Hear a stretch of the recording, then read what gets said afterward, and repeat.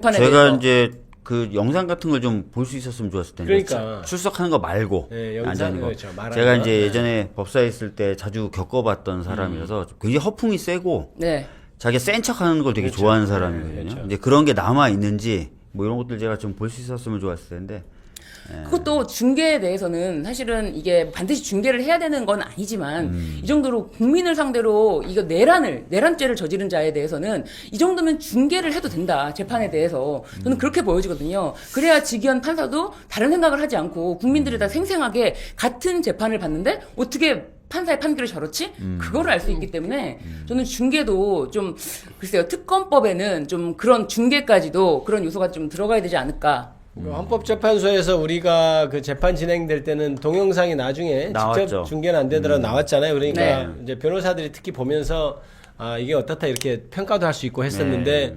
이번에는 그냥 사진으로만 돼서 어떤 맥락에서 어떤 얘기를 했는지 잘 모르게 되는 문제가 있는 것 같아요. 그런데 오늘 또 다른 보도가 이제 조금 그 관심을 끈 게 뭐였냐면 이재명 지금 전 대표님이라고 네, 해야 되겠네요. 이재명 후보? 예, 의병 후보님, 후보님? 이재명 예. 예비 후보님의 그 공직선거법 위반 사건이 2심에서 무죄가 났었죠. 그런데 네. 이게 지금 상고돼서 대법원에 가 있는데 전원 합의체가 맞는다는 기사가 났어요. 네. 보통은 부로 보통 4명 있는 대로 가잖아요. 작은 부에서 먼저 하죠. 하고 네. 그래서 누구가 주심이 누가 지정됐다는 기사가 났는데 그게 다시 전원 합의체로 갔다고 그랬는데 그거는 어떤 의미일까요? 저는 잘 모르겠더라고요. 근데 저는 이 부분에 좀 주목을 했는데 이 조의대 대법원장이 네. 곧바로 전원 합의체 회부했고 오후 2시부터 바로 첫 합의기를 열어서 본격 심리에 착수했다라고 이제 기사가 나왔는데 네.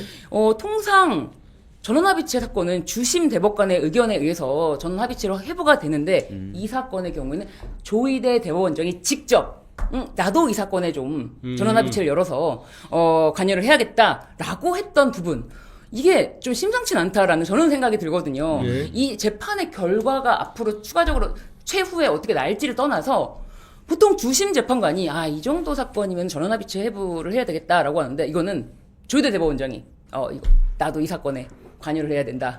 우리 박주민 의원님은 혹시 그거에 대해서 어떻게 아시는 바가 있나요? 아니 뭐 저도 사실은 오늘 이제 얘기가 나온 거라서 저도 보다 정확하게 좀 취재를 해봐야 될 것 같아요. 네네. 근데 이제 보통 이제 전원합의체 회부한다는 거는 소부에서 좀 진행했는데 의견이 안 맞다. 의견이 안 맞네. 그건 뭔가 진행이 된 다음 얘기죠. 그다음에 아니면 뭔가 판례를 변경해야 되나? 네네네. 뭐 이런 필요성이 있을 때 조금 진행이 되다가 다 두 가지 경우는 넘어오는데 이번의 경우에는 사실상 어떻게 보면 전격 회부라고 표현하는 게 맞겠죠, 그죠? 그렇죠. 예. 그리고 제가 들어보니까 이제 조희대 대법원장이 그렇게 했다. 조희대 대법원장이 또 소부의 판사들 설득하는 작업을 거쳐서 했다. 뭐 이런 얘기도 들리던데 조희대 대법원장 작품은 맞는 것 같네요. 맞는 것 같아요. 네. 맞는 것 같은데 이게 어떤 의미인지는 조금 더 정확하게 좀 취재를 해봐야 될 것 같습니다. 예. 왜냐면 저는 이 재판 내용으로 살펴보자면은 뭐 판사님들께서 이 재판을 하기 전에 뭐 내용을 다시 살펴보는 건 아니지만 뉴스를 보잖아요. 그렇다면 이 내용, 이 발언, 뭐 이것이 공선법 위반, 허위 사실에 대한 공표인가?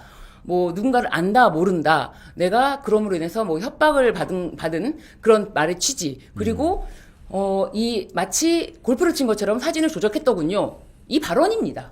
이런 발언으로 역사상 허위사실 공표죄로 재판을 받는 그런 경우도 저는 없다고 보는데 보통 공선법 위반으로 회계 관련 돈 관련해서 많은 경우에 문제가 되고 하는데 이런 발언 세 가지를 가지고 그것도 심지어 토론에 나와서 했던 발언을, TV 토론에 나와서 했던 발언을 가지고 문제 삼아서 뭐 1심에서 심지어 징역형 집행유예, 그 다음에 항소심에서 무죄가 나왔어요. 그럼 항소심에서 무죄가 나온 사건에 대해서 대법원이 그렇게, 무죄가 나왔는데 이거 혹시 하고 열어봐야 되니까 전원합의체 열자! 이렇게는 잘 안 가잖아요. 그러니까요. 보통은 저도 이제 사실 대법원에 제가 근무는 안 해봤기 때문에 뭐 속사정까지는 잘 모릅니다만은 전원합의체 갈 때는 원래 소부에서 보통 하다가 아까 말씀하신 대로 그런 일이 있을 때 대법원 판례를 바꾼다든지 이게 너무 사회적 이목이 끄는 사건이어서 우리가 결정이 좀 부담스럽다든지 이런 경우에 넘기는데 전반적으로 사건이 굉장히 속도감 있게 진행되잖아요. 네. 저도 그전에 놀랬던 게 상고를 하고 바로 기록이 넘어갔단 말입니다. 기록이 한 2주 정도 보통 이렇게 조제하는 시간이라고 그러잖아요. 맞아요.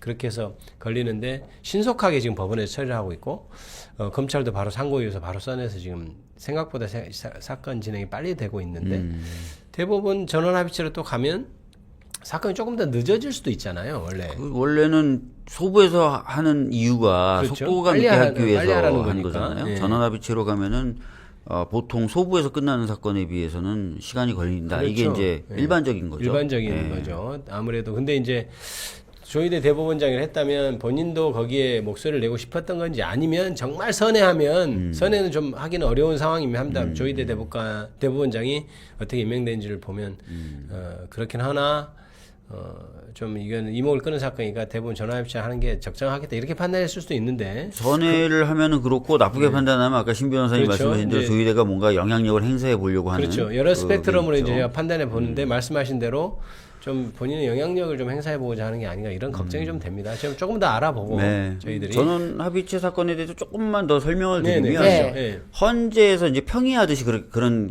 논의 구조를 가져요. 네. 그러면서 이제 헌재에서도 평결 들어갈 때 재판관들이 한 명 한 명씩 순서대로 자기의 결론을 얘기하잖아요. 전화합의체도 똑같은 순서를 거칩니다. 대신에 이게 연차 낮은 순부터 예, 연차 말하자면. 낮은 순부터 얘기를 합니다. 아. 그래서 뭐 상고기각이라는 건 이제 항소심의 결론, 즉 무죄를 유지하겠다 네, 이런 그렇죠. 거고 네. 아니다 뭔가 좀 해야 된다 뭐 이런 의견을 차례차례 내는데 그래서 이제 6명 이게 원래 재판관 중에 법원행정처장은 재판 안 합니다. 한 명 빠지고 그다음에 노태학이라고 하는 분이 자기는 선거 관리해야 되니까 빠지겠다라고 해서 지금 12명이 하는 거죠. 그래서 그렇죠. 네. 7대 5 뭐 이렇게 나와 그렇죠. 7표 이상 나와야 이제 결론이 나는 구조가 된 거고. 그리고 참고로 말씀드리면 대법원장은 연차가 낮은 순부터 결론을 얘기하기 때문에 맨 마지막에 얘기하게 됩니다. 이런 거 아니에요. 나는 이런 결론인데 얘기해봐 이러진 않겠죠.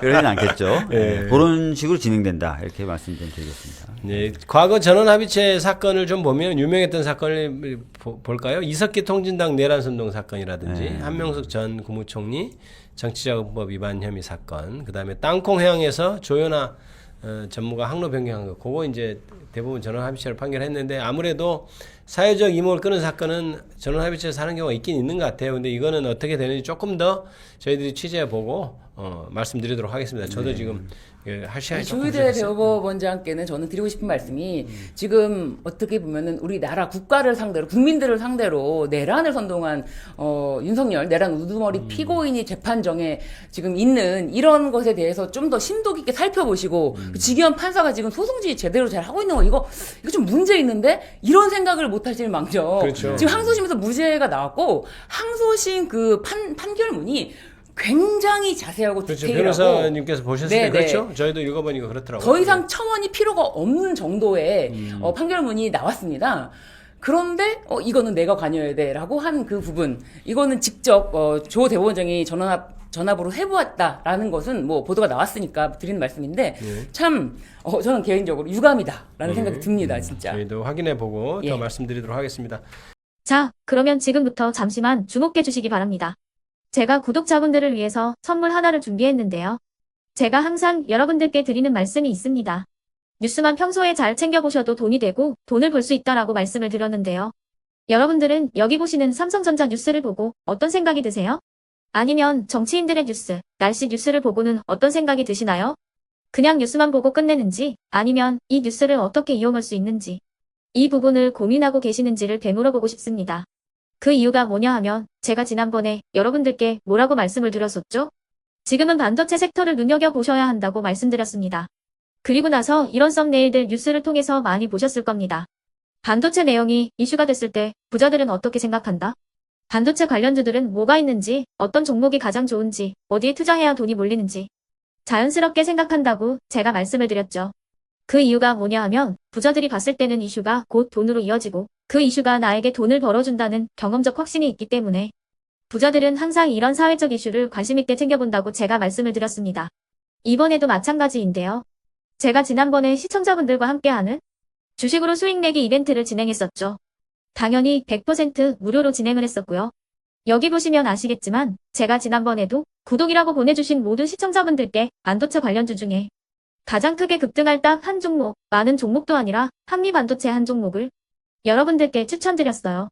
그러면서 여기 나와 있는 대로 정확히 얼마에 매수해야 하는지, 그리고 수익률이 어느 정도 나왔을 때 팔아야 하는지를 이런 부분들까지 여러분들에게 정확히 알려드렸었는데 지금 실제로 어떻게 되었다? 오른쪽을 보시면 아시겠지만 제가 지난번 문자 발송으로 이 한미 반도체를 소개해드리고 나서 실제로 이렇게 5배 이상 어마무시한 상승이 나왔습니다. 100만 원만 투자를 했어도 무려 500만 원이 넘는 수익금이 생긴 거죠. 그래서 당시에도 굉장히 많은 분들이 제가 드린 이 한미 반도체로 수익을 내실 수가 있으셨을 텐데요. 다시 한번 축하드린다고 말씀을 드리겠고 이번에도 마찬가지입니다. 앞으로도 2024년, 2025년 계속해서 기대해볼 섹터는 AI입니다.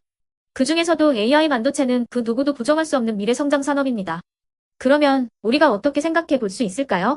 AI 반도체 종목 중에 앞으로 크게 대장 역할을 하면서 10배 이상 급등할 수 있는 템베고 종목을 지금부터 열심히 추적해야 한다는 겁니다. 큰 돈을 투자하지 않더라도 월급의 일부분 아주 소액이라도 이 종목을 모아가야 수백 %의 수익률을 손에 쥘 수 있는 것이죠.